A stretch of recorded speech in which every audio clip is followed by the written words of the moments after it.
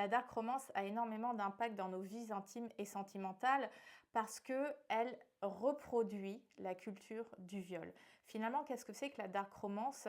C'est une manière de romantiser des comportements abusifs, problématiques, violents, de domination, souvent de l'homme, sur la femme.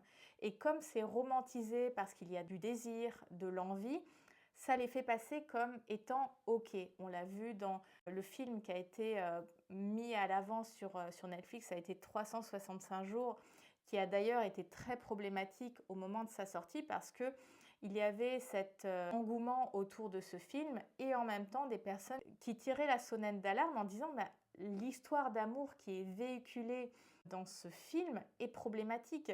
On met en avant la domination, des comportements abusifs, du kidnapping, tout ce qui est autour de la culture du viol. On est aussi sur le syndrome de Stockholm, c'est-à-dire tomber amoureuse de la personne qui nous rend captive.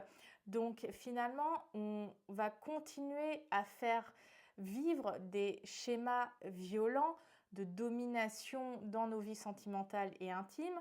Un impact sociétal majeur, c'est aussi que ça nous fait reculer en termes d'idées égalitaires hommes-femmes. Et ça, on le voit de manière prégnante sur ce réseau social chinois.